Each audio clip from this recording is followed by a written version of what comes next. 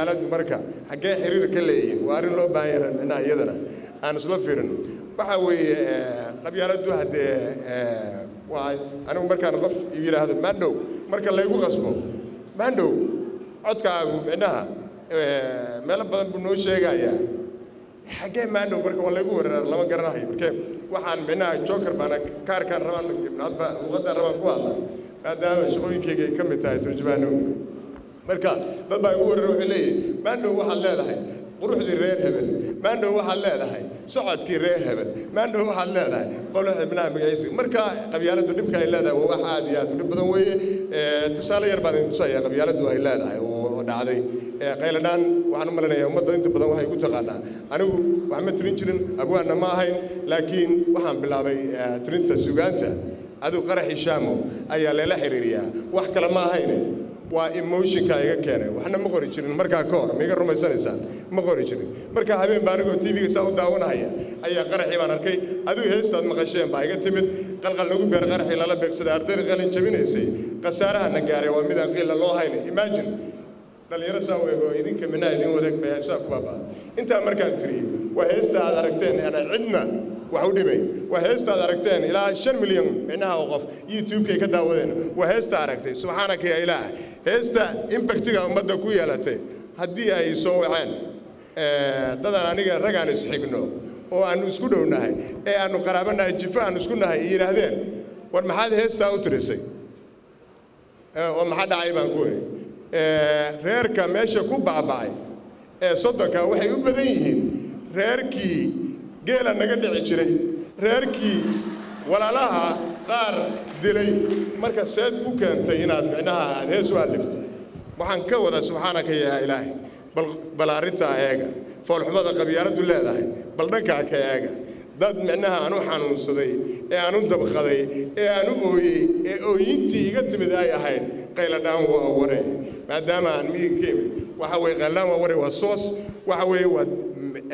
awoodda ugu daran ee qof isticmaali karo marka uu micnaha dhibaato ka hadlaayo ninkii saasa marka qabyaaladda halkaasaan ka tusaya markaasaan waxaan ku wari hooyaday ayaa oo curadadeeda ku leedeen dagaalada lagu dilay ayaa waxay tilmaanay khayr allah ku siiyo wax fiican baa afkaaga ka yimi hooyo dambe oo Soomaaliyeed ma doonayo in ilmeedu dhintaan marka khayr allah ku siiyo waxaan ka wadaa marka qabyaaladdu foolxumada ay leedahay waa ta ku oranaysa qof dhintay ee walaalka ku farax ta oranaysa weeye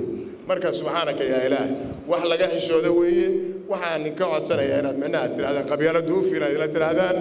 taa inta ayaan uga gudbayaa waqtigu waa ciriir weeye waxaan idin sheegayaa micnaha ATM khayr allah siiye nimanka dhalinyarada rajadayday kor u qaadeen adigu ramadaankii bay noo yeereen aniga iyo kooxdan qayladhaantaad maqlaysaan micnaha waxa weeye arkanina intaan keliya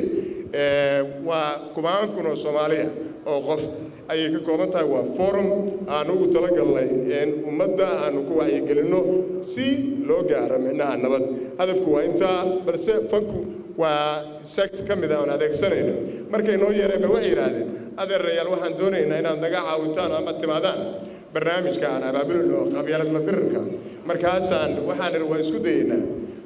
markii aanu ka tagnay aniga Jooqley Xuseen baan ahayna ayaanu fariisanay markaas baan niri war hadii maxaan uga qayb qaadan karnaa waxa marka isla markiiba emotion ahaan nooga yimid heestaad maqasheen ee aan filayo caawa halkan laga qaadi doono waa 4.5 bulshada ay yeelina oo micnaha aad arki doontaan 4.5 waxa weeye wada socotaan Soomaaliya sidii wax ku qaybsato waxa weeye 4.5 eber shan hatta waxa laga xishooday af Soomaaliya in lagu yiraahdo qof barki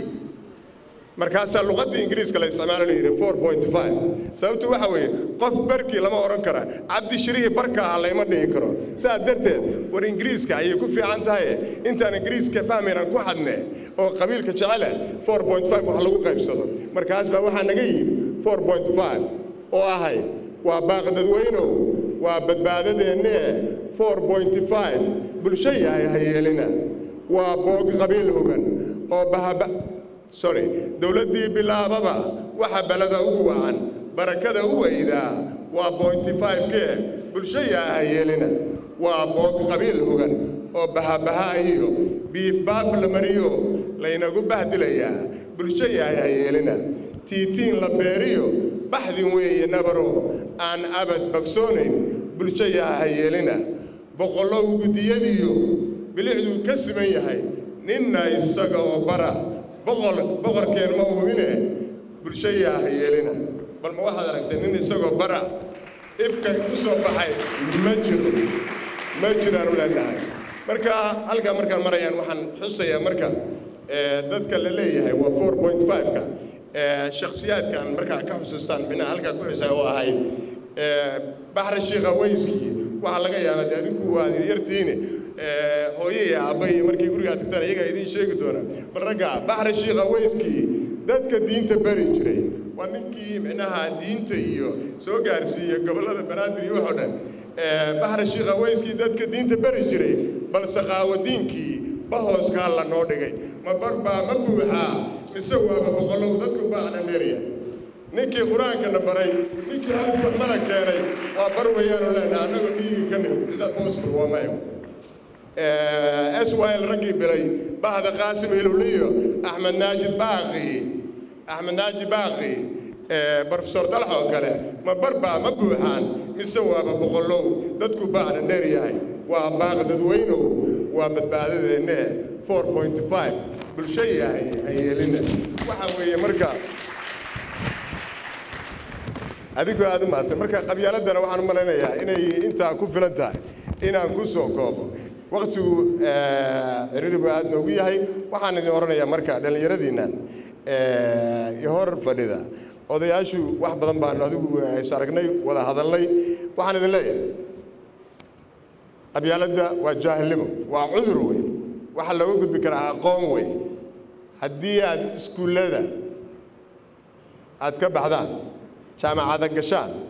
micnaha uma baahnidin qabyaaladda waxaa ku qaraabta ninkaan aqoonta lahayn qabyaaladda waxaa ku qaraabta ee dan mooda ninkaan isku fillayn